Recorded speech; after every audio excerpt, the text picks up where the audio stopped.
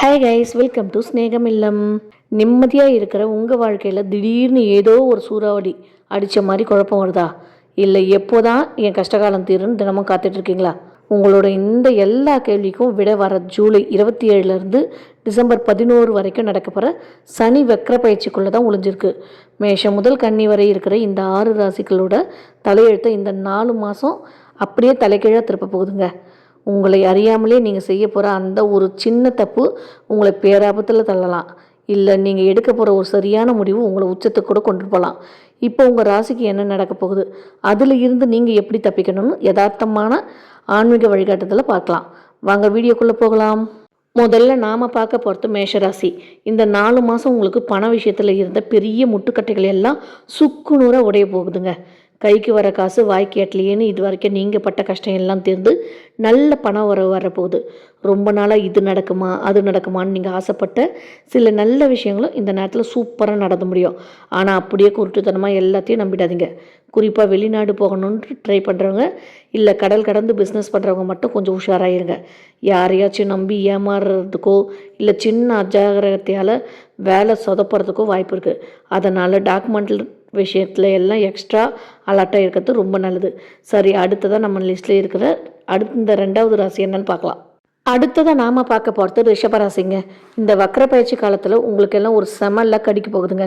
குறிப்பாக அப்பா வழி சொத்துக்கள் மூலமாக நீங்கள் எதிர்பார்க்காத ஏதோ ஒரு பெரிய லாபம் உங்கள் கைக்கு வரப்போகுதுங்க.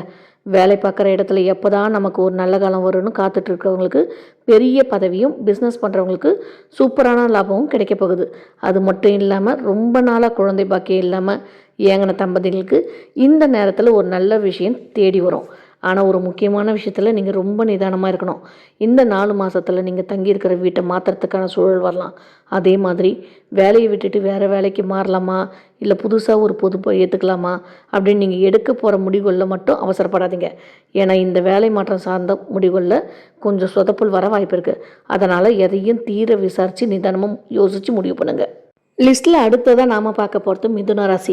இந்த 4 மாதம் உங்களுக்கு அதிர்ஷ்ட காற்று உங்கள் பக்கம் வீச போகுதுங்க. திடீர்னு நீங்கள் எதிர்பார்க்காத பக்கத்தில் இருந்து நல்ல பண வரவு வந்து உங்களை ஆச்சரியப்படுத்த போகுது.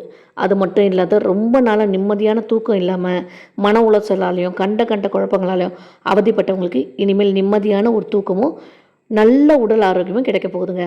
மனசில் இருந்த பாரமெல்லாம் இருந்த இடம் இல்லாமல் போயிடும். ஆனால் மிதுன ராசிக்காரங்க 2 விஷயத்தில் ரொம்ப உஷாராக இருக்கணும். முதல்ல வண்டி வாகனங்கள் இயக்கும் போது கவன சிதறல் இல்லாமல் ரொம்ப எச்சரிக்கையாக ட்ரைவ் பண்ணுங்கள். அவசரம் வேண்டவே வேண்டாங்க. 2வது, உங்கள் வீட்டில் கணவன் அல்லது மனைவி கூட சின்ன விஷயத்துக்கெல்லாம் வீண் விவாதம் பண்ணி சண்டையை வளர்த்துக்காதீங்க. விட்டு கொடுத்து போகிறவங்க கெட்டு போகிறதில்லன்னு மாதிரி இந்த 4 மாதம் கொஞ்சம் அனுசரித்து போனீங்கன்னா குடும்பத்தில் நிம்மதி நிலைக்கும். நம்ம லிஸ்ட்டில் அடுத்ததாக பார்க்க போகிறது கடகராசிங்க. இந்த வக்ர பயிற்சி உங்களுக்கு பல வருஷ பிரச்சனைகளுக்கு ஒரு எண்ட் கார்டு போட போகுது. முதல்ல உங்கள் வாழ்க்கை துணை வழியாக, அதாவது உங்கள் கணவன் அல்லது மனைவி மூலமாக எதிர்பார்த்த ஒரு பெரிய லாபமோ அல்லது நல்ல சப்போர்ட்டோ கிடைக்க போகுதுங்க.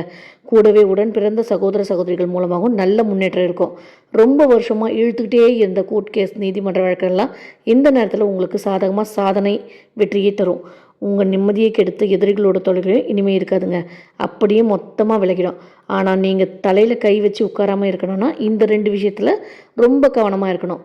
மற்றவங்களோட குடும்ப விஷயத்தில் இல்லை மற்றவங்க பஞ்சாயத்துலேயும் நீங்கள் தீர்ப்பு சொல்கிறேன்னு இறங்கி எந்த முடிவும் எடுக்காதுங்க. அங்கே கொஞ்சம் நிதானம் தேவை. அதை விட முக்கியம், ஆடம்பரத்துக்கோ இல்லை தேவையில்லாத விஷயத்துக்கோ புதுசாக கடன் வாங்குறதையோ இந்த 4 மாதம் அப்படியே முற்றுப்புள்ளியாக வச்சு தவிர்த்துருங்க.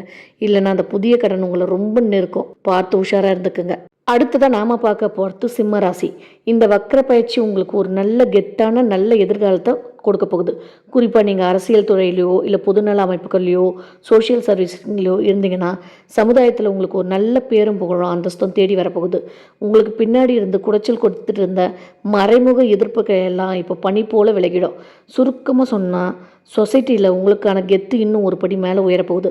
ஆனால் இந்த நேரத்தில் நீங்கள் ரொம்ப நிதானமாக கையாள வேண்டிய 2 இடங்கள் இருக்குது. ஒன்று, மற்றவங்க கிட்ட பேசும்பொழுது வார்த்தைகளில் ரொம்ப பொறுமை வேணும்.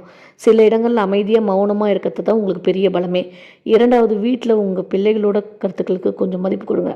அவங்க சொல்கிறதையும் ஏதாச்சும் லாஜிக் இருக்கான்னு யோசித்து அவங்கக்கிட்ட கொஞ்சம் விட்டு கொடுத்து போனீங்கன்னா குடும்பத்துக்குள்ளே எந்த குழப்பமும் இல்லாமல் நிம்மதியாக இருக்கும். கடைசியாக நாம் பார்க்க போகிறது கன்னிராசி.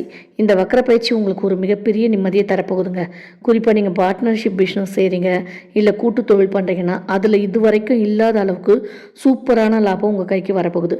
அதை விட ஒரு பெரிய சந்தோஷமான விஷயம் என்னென்னா, ரொம்ப நாளாக உடம்பு முடியாமல் என்னென்னவோ மருந்து மாத்திரை சாப்பிட்டோம், தீராமல் இருந்த தீராத நோய்கள் எல்லாம் இப்போ குணமாக போகுது.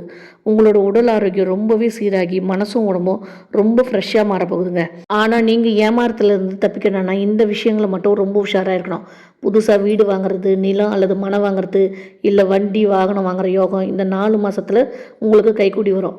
ஆனால் அப்படி வாங்கும்பொழுது அவசரப்பட்டு எந்த முடிவும் எடுக்காதீங்க. வில்லங்க சான்றிதழ், டாக்குமெண்ட் பத்திரம்னு அது தொடர்பான எல்லா ஆவணங்களையும் ஒரு தடவைக்கு 2 தடவை நல்லா செக் பண்ணிவிட்டு எக்ஸ்ட்ரா எச்சரிக்கையோடு வாங்குறது தான் உங்களுக்கு ரொம்ப நல்லது. இப்போது மேஷம் முதல் கன்னி வரை இருக்கிற 6 ராசிகளோட பலன்களை நாம் பார்த்துட்டோம். உங்கள் ராசி எது? நான் சொன்ன பலன்கள் உங்களுக்கு இப்போவே மேட்ச் ஆகுதா இல்லையான்னு மறக்காமல் நம்ம கமெண்ட் பாக்ஸில் சொல்லுங்கள்.